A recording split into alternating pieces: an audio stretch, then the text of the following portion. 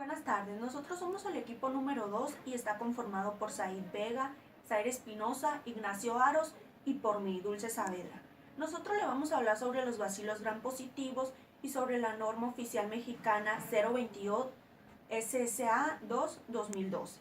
Pero antes de comenzar a hablarles sobre estos temas, yo les voy a hablar sobre algunas características y generalidades de las células bacterianas.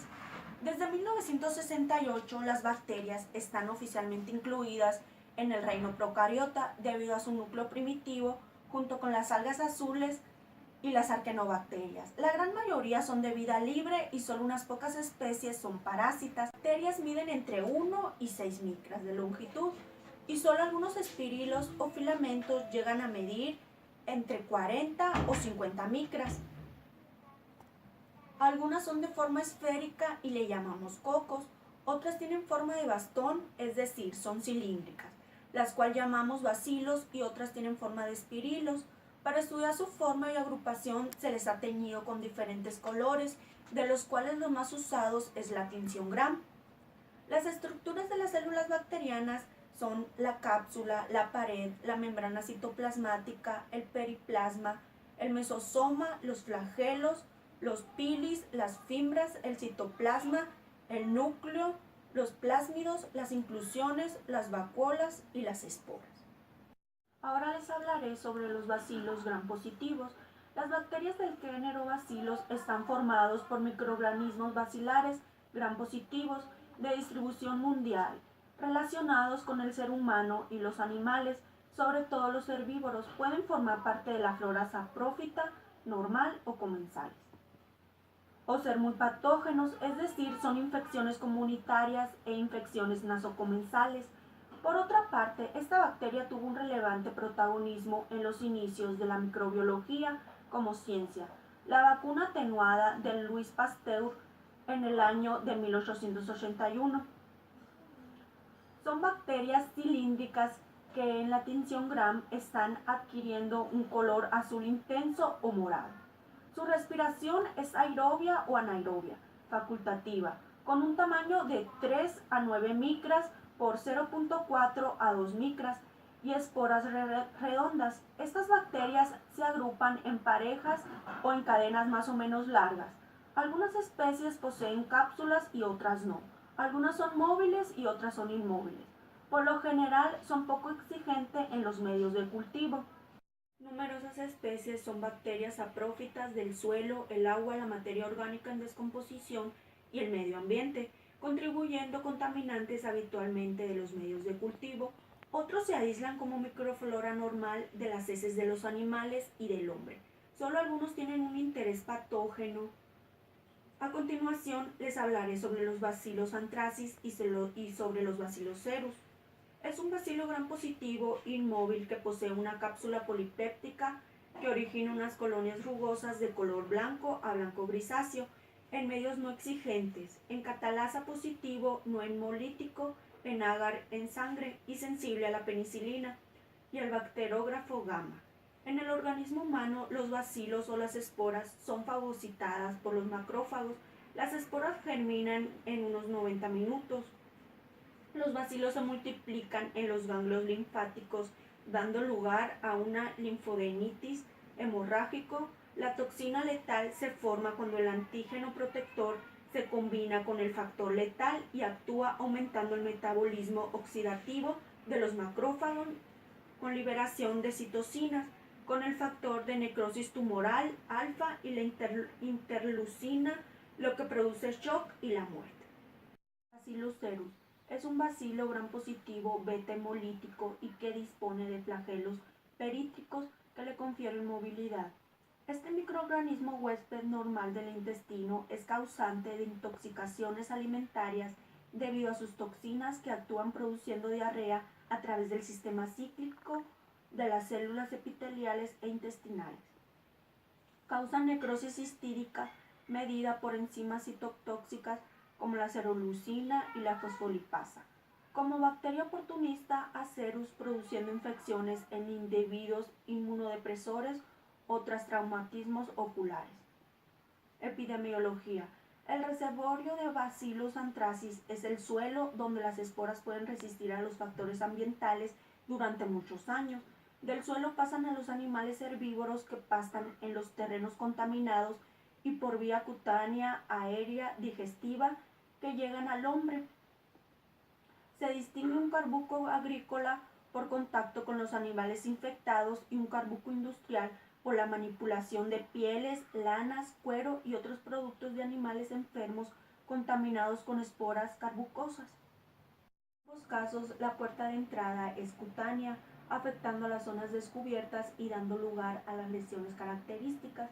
La vía aérea es seguida por la inhalación de esporas a partir de pieles, curtidos o lanas contaminadas, y la digestiva por la ingesta de carnes, vísceras de animales enfermos o muertos.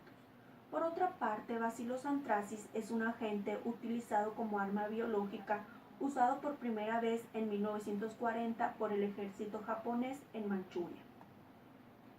Las enfermedades causadas por estos bacilos gram positivos son tétanos, botulismo, gangrena, endocolitis, síndrome toxi-infeccioso, listeriosis, carbunco cutáneo, carbunco pulmonar, carbunco gastrointestinal, entre otras enfermedades. Las infecciones producidas por Bacillus anthracis, por Bacillus cereus y por Bacillus subtilis son los más frecuentes. Las enfermedades causadas por estos bacilos gram positivos son los tétanos, botulismo, gangrena, endocolitis, síndrome toxinfeccioso, listeriosis, carbunco cutáneo, carbunco pulmonar, carbunco gastrointestinal, entre otras enfermedades. Las infecciones producidas por Bacillus anthracis, por Bacillus cereus y por Bacillus subtilis son los más frecuentes. Hola, buenas tardes. Mi nombre es Zaira y yo les voy a hablar sobre infecciones por Bacillus anthracis, gram positivo. Carbunco cutáneo. La forma más común, el 95% de la población, de 2.000 a 5.000 casos anuales en todo el mundo y menos graves de la infección cutánea.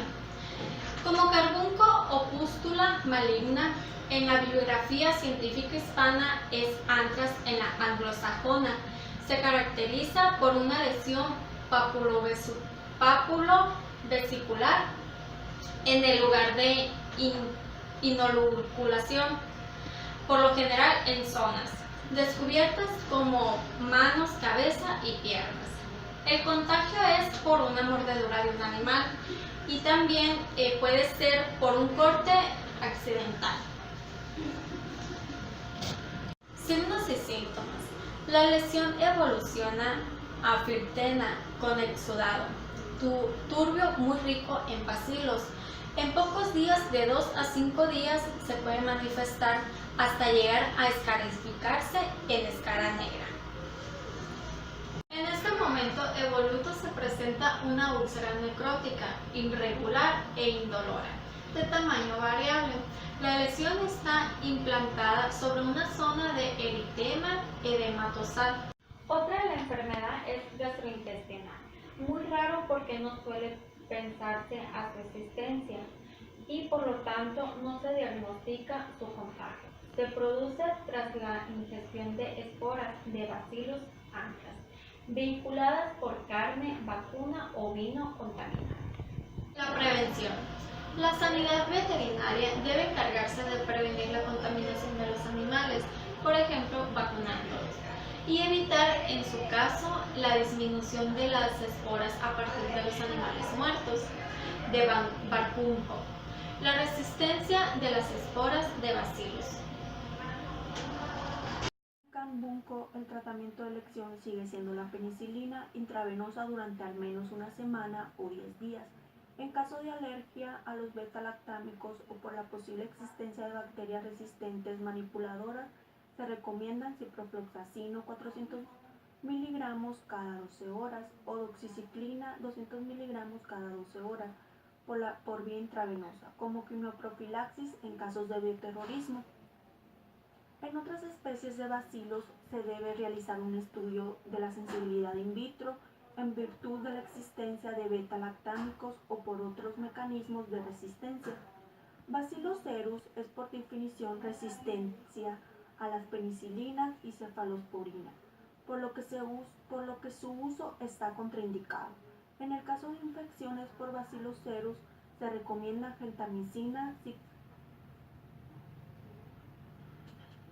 el caso de infecciones por Bacillus cereus, se recomiendan gentamicina, clindamicina o vancomicina, siendo esta última la que demuestra mejor actividad in vitro. Buenas tardes, yo soy Said y les voy a hablar un poco sobre la norma oficial mexicana 022 SSA2 2012 para la prevención y control de brucelosis en humanos. ¿Qué es la brucelosis? La brucelosis es una enfermedad propia de los animales que incidentalmente puede trascender hacia los humanos. Esta es ocasionada por una bacteria del género Brucella, que existen 8 especies patógenas para humanos y animales. Una de las más común es la Brucella melitensis, que esta afecta a los principalmente animales como cabras, vacas, roedores y algunos mamíferos marinos. ¿Cómo se transmite la brucelosis? La transmisión de animales a humanos generalmente se da por 2 vías. Por la vía directa, que viene siendo el contacto físico con sangre, heces, tejido o bien la manipulación de carne o vísceras de animales infectados. Por eso las personas que están más en riesgo podrían ser carniceros, veterinarios, los que están en contacto con animales. La vía indirecta sería por la ingesta de leche que no esté pasteurizada o bien bronca, o sus derivados que vengan de algún animal infectado con brucelosis. En México, del 2000 al 2009 se presentaron 23.279 casos. El Sistema de Información en Salud refiere que la infección más común de estos pacientes es por la ingesta de los derivados de los lácteos, en el 50% de los casos. Y a continuación, mi compañero les va a proporcionar más información sobre la norma oficial sobre la prevención y control de la brucelosis en los humanos. Mi nombre es Oscar Ignacio y yo les voy a hablar sobre el objetivo y campo clínico. Esta norma tiene como objetivo unificar los criterios, estrategias y técnicas operativas del Sistema Nacional de Salud con la relación a la aplicación de medidas de vigilancia epidemiológica, preventivas y de control de la brucelosis en los humanos. El punto pertinente, pues esta norma es de observancia obligatoria para todo el personal de salud de los sectores públicos, sociales y privados para la atención médica en el Sistema Nacional de Salud. Para aplicar correctamente esta norma es conveniente consultar lo siguiente. La norma oficial mexicana 003 SSA2 1993, que habla sobre la disposición de sangre humana y sus componentes con fines terapéuticos. La norma oficial mexicana 008 SCF1 2002, que habla del Sistema General de Unidades de Medidas.